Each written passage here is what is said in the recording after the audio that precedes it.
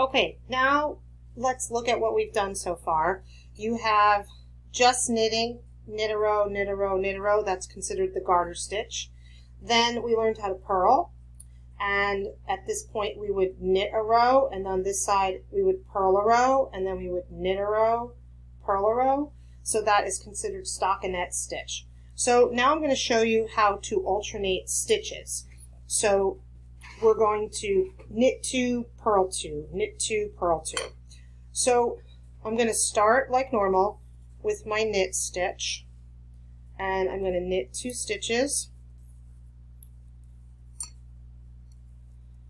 Okay, now I want to purl, but my yarn is in the back of the work, and I know that when I purl, I want the yarn in the front of the work. So what I have to do is I have to take the yarn between the 2 needles and bring it to the front. After I get it to the front, then I can purl my 2 stitches. Now I want to knit. Again, my yarn is in the front. I need to bring it to the back. So every time you switch from knit to purl or purl to knit, you need to move the yarn between the needles, either to the front or to the back, depending on what it is you're doing. All right, so now I'm going to bring it to the back, and I'm going to knit. And I'm going to bring it to the front, and I'm going to purl. All right, so just like before, I'm going to switch hands, and I ended on a purl. So on this side, I'm going to start on a knit. I have 12 stitches, so it just kind of worked out perfectly like that.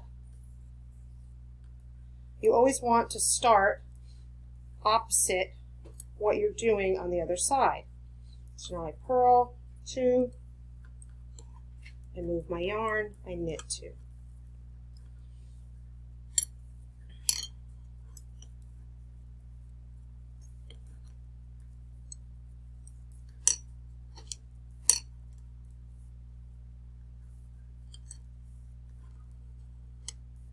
Okay, there's my last 2 purls, and we'll turn around. Okay, so you can see already how the pattern is starting. You have knit, and then you have purl, you have knit, purl, knit, purl. Okay, so let's change it up, and we'll do knit 1 stitch, purl 1 stitch, knit 1 stitch, so we can get a different view. So now I'm going to alternate between stitches, so every time I do a stitch, I'm going to have to move my yarn to the back or the front.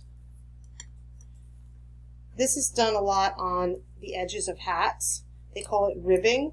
Ribbing can either be knit 1, purl 1, or knit 2, purl 2. It can actually be whatever you want, but once you learn how to do this, you can kind of make up any pattern that you want. So I'm just alternating, and every time I go to the other stitch, I flip my yarn.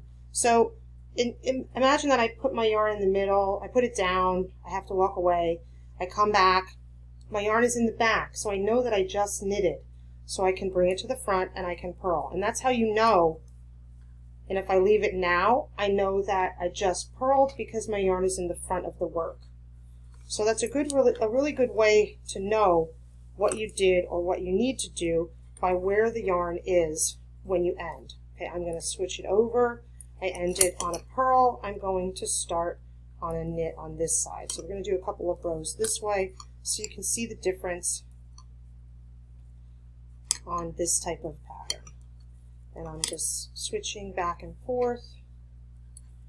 And once you get the hang of it, you can wrap the yarn around your hand and you can start to go faster because you don't have to stop and pick it up.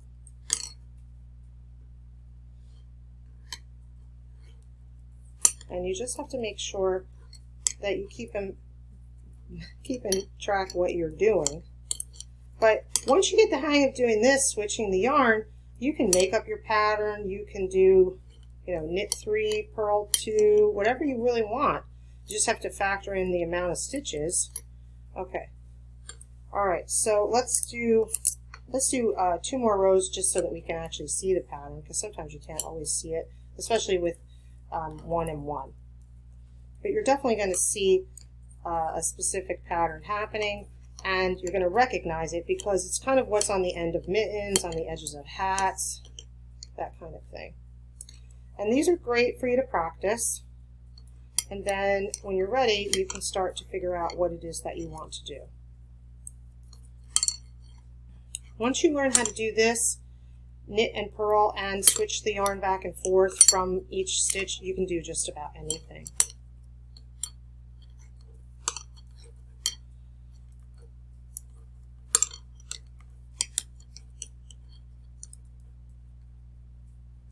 Okay, I'm going to do one more and then we'll look at it. So again, I'm starting on a knit. It just worked out each time I turn around because I have 12 stitches that I am always starting on the knit. And you can think about that when you're planning something out. You can work it out so that you don't get confused as to what to start on in case you're not sure.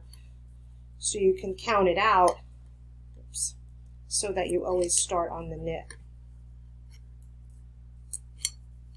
Okay, almost done.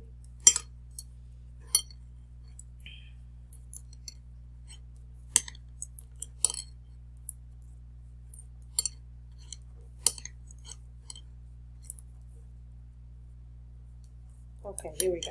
All right, so let's take a look at that.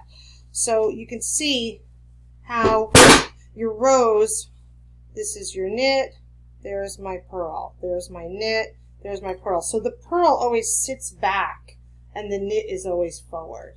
Okay, that's how you can tell if you get confused as to what you are. So this is your knit, that's your purl, there's your knit. Okay, and you can kind of see that we did our 2, 2, 2 down here, and the rest is single. All right, so have fun with that. Play around with it.